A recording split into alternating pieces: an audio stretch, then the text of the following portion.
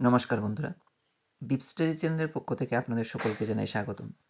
আজকে আবারও আমি টিটেড পেপার 1 এবং পেপার 2 এর জন্য বাছাই করা মোস্ট ইম্পর্ট্যান্ট পেডাগজি 30 কোয়েশ্চেন্স আপনাদের সামনে নিয়ে এসেছি। আশা করছি এই ভিডিওটা আপনাদের এক্সাম প্রিপারেশনের জন্য অনেকটা হেল্পফুল হবে। তো শুরু করছি আজকের ভিডিওর প্রথম কোয়েশ্চেন্স দিয়ে, যেখানে বলা হয়েছে জন্ম থেকে মৃত্যু পর্যন্ত মানুষের জীবনে প্রেষণা চক্র কীভাবে চলতে থাকে। ঠিক আছে, তো মনে রাখবেন জন্ম থেকে মৃত্যু পর্যন্ত মানুষের জীবনে কিন্তু প্রেষণা চক্রটা একটা চক্রাকারে চলতে থাকে। ইম্পর্টেন্ট রয়েছে কোয়েশ্চেনটা, অবশ্যই সেটা মনে রাখবেন, চক্রাকারে মানুষের মধ্যে সেটা চলতে থাকে। তারপর 2 নম্বর কোয়েশ্চেনের দিকে আমরা মুভ করছি, যেখানে বলা হয়েছে নিম্নলিখিত কোন তথ্য বলে যে শিশুর বিকাশের সঙ্গে শিক্ষণের সম্পর্ক রয়েছে।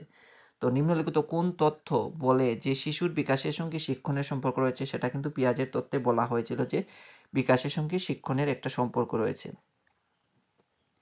তারপর আমরা মুভ করছি 3 নম্বর কোয়েশ্চেন, যেখানে বলা হয়েছে অভাববোধ, তাড়না, যান্ত্রিক আচরণ, লক্ষ্য এগুলো কিসের স্তর। খুব ইম্পর্টেন্ট একটা কোয়েশ্চেন, অবশ্যই সেটা মনে রাখবেন এবং এক্সামে আসার অনেকটাই পসিবিলিটি রয়েছে। তো অবশ্যই সেটা সঠিক আনসার হবে প্রেষণার স্তর। প্রেষণার স্তরে কিন্তু আমরা দেখতে পেয়েছি যে অভাববোধ, তাড়না, যান্ত্রিক আচরণ, লক্ষ্য এগুলো কিন্তু রয়েছে, এগুলো নিয়েই কিন্তু প্রেষণার স্তরগুলো গড়ে উঠেছে।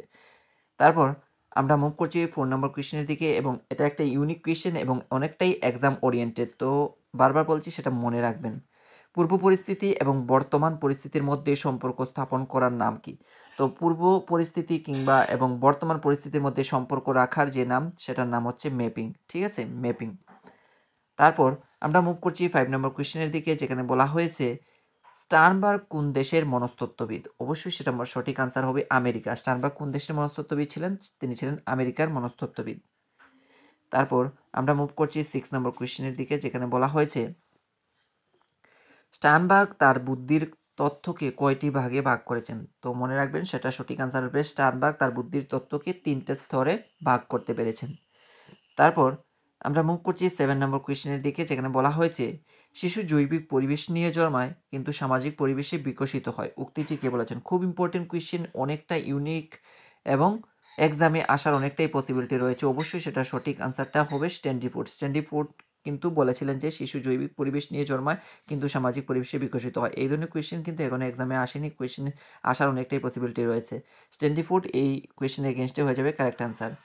তারপর আমরা মুভ করছি 8 নম্বর কোয়েশ্চেনের দিকে, যেখানে বলা হয়েছে পরিবেশবাদীদের পক্ষে সবচেয়ে জোরালো বক্তব্য যিনি তুলে ধরেছিলেন তিনি ছিলেন একজন মনোবিদ, ওনার নাম কি। তো আমরা সবাই জানি যে পরিবেশবাদীদের পক্ষে কে জোরালো আওয়াজ তুলেছিল, সেটা হচ্ছে ওয়াটসন। আর যারা জানেন না অবশ্যই জেনে নেবেন, এটা সঠিক আনসার হচ্ছে ওয়াটসন কিন্তু পরিবেশবাদীদের পক্ষে সবচেয়ে জোরালো আওয়াজ তুলেছিলেন। তারপর আমরা মুভ করছি 9 নম্বর কোয়েশ্চেনের দিকে, যেখানে বলা হচ্ছে মনোবিদ গ্যালটন 977 জন মনীষীর কুলপঞ্জি পর্যবেক্ষণ করার পর কতজনের জীবন প্রতিষ্ঠিত দেখতে পেয়েছেন। ঠিক আছে, আমরা সবাই জানি যে 977 জন মনীষীর কুলপঞ্জি নিয়ে পর্যবেক্ষণ করেছিলেন মনোবিদ, কিন্তু তাদের মধ্যে কতজনের জীবন প্রতিষ্ঠিত তিনি দেখতে পেয়েছিলেন ওই পর্যবেক্ষণা থেকে। তিনি দেখতে পেয়েছেন যে 536 জনের জীবন প্রতিষ্ঠিত। ঠিক আছে।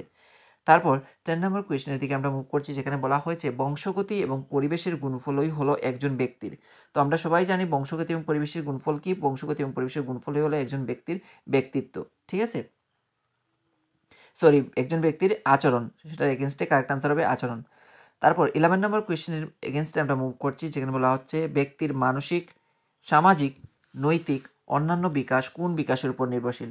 তো একটা ব্যক্তির মানসিক, সামাজিক, নৈতিক এবং অন্যান্য বিকাশ যেগুলো, সেটা তার দৈহিক বিকাশের উপর কিন্তু নির্ভরশীল।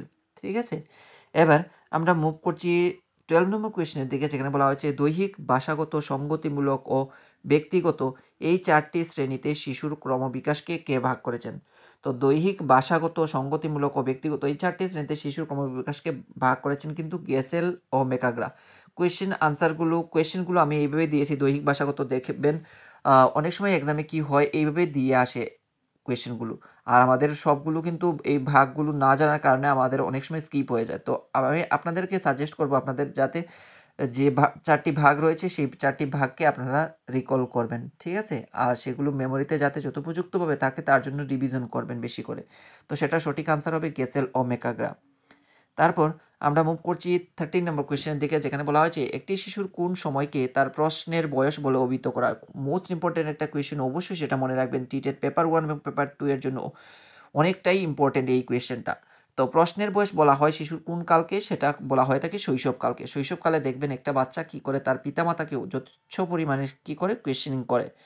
তারপর আমরা মুভ করছি 14 নম্বর কোয়েশ্চেনের দিকে, যেখানে বলা হয়েছে শিশু স্বাধীনভাবে নিজে যে কাজ করে এবং অন্যের সাহায্য নিয়ে সে যে কাজ করে, এই দুইয়ের অন্তর্ফলকে কি বলা হয়? তো শিশু স্বাধীনভাবে নিজে যে কাজ করে এবং অন্যের সাহায্য নিয়ে যে কাজ করে, এই দুইয়ের যে অন্তর্ফল সেটাকে কিন্তু নৈকট্য বিকাশ এলাকা বলা হয়ে থাকে। খুব ইম্পর্টেন্ট এই কোয়েশ্চেনটা, অবশ্যই মনে রাখবেন। এবং এই ধরনের কোয়েশ্চেন কিন্তু আমরা বিগত বছরে অলরেডি দেখে ফেলেছি, তবুও আমি এখানে দিয়েছি কেননা এই কোয়েশ্চেনটা অনেকটাই ইম্পর্টেন্ট।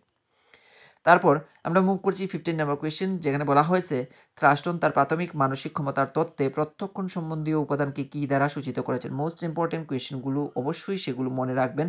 থ্রাস্টন তার প্রাথমিক মানসিক ক্ষমতার তত্ত্বে প্রত্যক্ষণ সম্বন্ধীয় উপাদানকে যে উপাদান দ্বারা সূচিত করেছেন ওটার নাম হচ্ছে পি দ্বারা।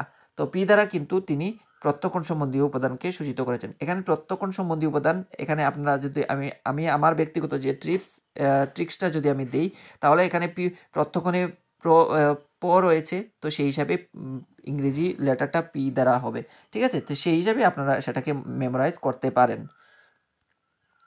তারপর 16 নম্বর কোয়েশ্চেন, যেখানে বলা হয়েছে কত সালে স্পিয়ারম্যান তার মানসিক ক্ষমতা সংক্রান্ত মতবাদের কিছু পরিবর্তন সাধন করেন। তো স্পিয়ারম্যান তার মানসিক ক্ষমতা সংক্রান্ত মতবাদের কিছু পরিবর্তন করেছিলেন কত সালে? 1920 সালে। 1920 সালে কিন্তু স্পিয়ারম্যান তার যে মানসিক ক্ষমতা সংক্রান্ত মতবাদ, সেই মতবাদের পরিবর্তন ঘটিয়েছিলেন। তারপর আমরা মুভ করছি 17 নম্বর কোয়েশ্চেনের দিকে, যেখানে বলা হয়েছে স্পিয়ারম্যানের দ্বি উপাদান তত্ত্বকে অন্য কোন থিওরি হিসাবে উল্লেখ করা হয়ে থাকে। মোস্ট ইম্পর্ট্যান্ট একটা কোয়েশ্চেন, অবশ্যই সেটা মনে রাখবেন, এবং ইউনিক অনেকটাই কোয়েশ্চেন, এখনও পর্যন্ত এই ধরনের কোয়েশ্চেন আসেনি, আসার অনেকটাই পসিবিলিটি রয়েছে। তো স্পিয়ারম্যানের দ্বি উপাদান তত্ত্বকে অন্য কোন থিওরি হিসাবে উল্লেখ করা হয়ে থাকে, সেটাকে ইলেকট্রনিক থিওরি হিসাবে উল্লেখ করা হয়ে থাকে। তারপর আমরা মুভ করছি 18 নম্বর কোয়েশ্চেনের দিকে, যেখানে বলা হয়েছে থ্রাস্টনের প্রাথমিক মানসিক ক্ষমতার তত্ত্বে যুক্তি অর্থাৎ কার্যক্রম সম্পর্ক বোঝায় এবং প্রয়োগ করার ক্ষমতাকে কি দ্বারা সূচিত করা হয়, সেটাকে কিন্তু আর দ্বারা সূচিত করেছেন থ্রাস্টন। তারপর আমরা মুভ করছি 19 নম্বর কোয়েশ্চেনের দিকে, যেখানে বলা হয়েছে প্রয়োজনীয় সিদ্ধান্ত গ্রহণ করার ক্ষমতাকে ইনফেরিং বলে উল্লেখ করেছেন কে? প্রয়োজনীয় সিদ্ধান্ত গ্রহণ করার যে ক্ষমতা, সেটাকে ইনফেরিং বলে উল্লেখ করেছেন কে? স্টার্নবার্গ। মোস্ট ইম্পর্টেন্ট অনেকটাই কোয়েশ্চেনটা, অবশ্যই সেটা মনে রাখবেন, সেটা বলেছেন স্টার্নবার্গ। তারপর আমরা মুভ করছি 20 নম্বর কোয়েশ্চেনের দিকে, যেখানে বলা হয়েছে স্পিয়ারম্যান প্রত্যেক ব্যক্তির সাধারণ মানসিক ক্ষমতাকে কী দ্বারা সূচিত করেছেন। আমরা সবাই জানি, সেটা সঠিক আনসার বলতে পারছি যে জি দ্বারা সেটাকে সূচিত করেছেন। অনেকটা ইম্পর্টেন্ট, তাই তুলে ধরছি। 21 নম্বর কোয়েশ্চেন, যেখানে বলা হয়েছে শিশুরা যদি রাগ প্রকাশের জন্য শাস্তি পেতে দেখে তবে তারা রাগ প্রকাশ কমিয়ে দেয়। হ্যাঁ, এরকমটা আমরা দেখতে পেয়েছি যে শিশুটাকে যদি রাগ প্রকাশের জন্য তাদের শাস্তি পেতে দেখে তবে তারা রাগ প্রকাশ কমিয়ে দেয়। এই যে তত্ত্বটা, এই তত্ত্বটা কার তত্ত্ব থেকে উঠে এসেছে? সেটা কিন্তু আলবার্ট বান্দুরার তত্ত্ব থেকে উঠে এসেছে। এটাও কিন্তু ইম্পর্টেন্ট কোয়েশ্চেন, অবশ্যই মনে রাখবেন।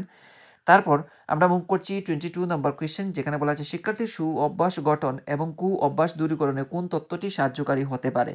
তো এই কোয়েশ্চেনটা কিন্তু 2019 কোয়েশ্চেনে টিটেটে এসেছিল। এই কোয়েশ্চেনটা অবশ্যই সেটার সঠিক আনসার হবে প্যাভলভের প্রাচীন অনুবর্তন। তো প্যাভলভের প্রাচীন অনুবর্তন কি? একটা ছাত্রছাত্রীর সু অভ্যাস গঠন এবং কু অভ্যাস দূরীকরণে সাহায্য করে থাকে। 23 নম্বর কোয়েশ্চেন, যেখানে বলা আছে শিক্ষক শিখন এর বিষয়বস্তুকে এমনভাবে উপস্থাপিত করবেন যাতে তা শিক্ষার্থীদের নিকট তৃপ্তিদায়ক হয়। এই ধরনেরটি নির্ভরশীল। তো এই ধরনটা কিসের উপর নির্ভরশীল? এই কোয়েশ্চেনটা এসেছিল 2017 টেটে, ঠিক আছে?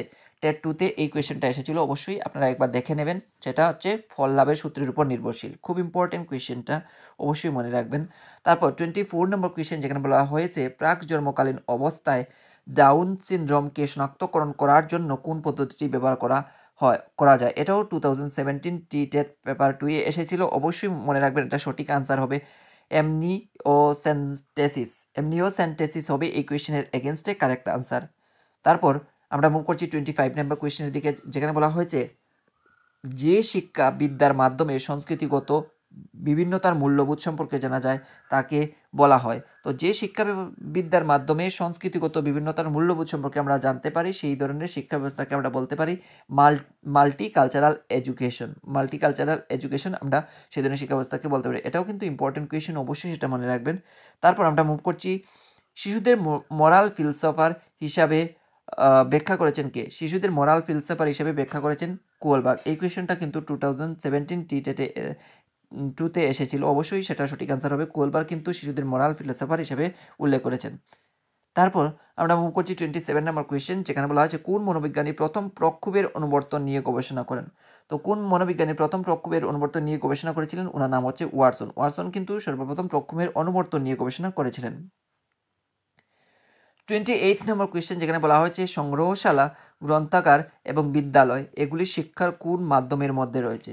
তো সংগ্রহশালা, গ্রন্থাগার এবং বিদ্যালয় এগুলি শিক্ষার কোন মাধ্যমের মধ্যে রয়েছে, সেটা কিন্তু প্রত্যক্ষ শিক্ষার প্রত্যক্ষ মাধ্যমের মধ্যে সেগুলোকে আমরা দেখতে পাই। তারপর আমরা মুভ করছি 21 নম্বর কোয়েশ্চেন, যেখানে বলা হয়েছে আদিম মানব সমাজের শিক্ষাকে কী ধরনের শিক্ষা বলা হয়। অর্থাৎ আদিম মানব সমাজের যে শিক্ষা ছিল সেই ধরনের শিক্ষাকে বলি আমরা অনিয়ন্ত্রিত শিক্ষা। ঠিক আছে, অনিয়ন্ত্রিত শিক্ষা বলা হয় তাকে।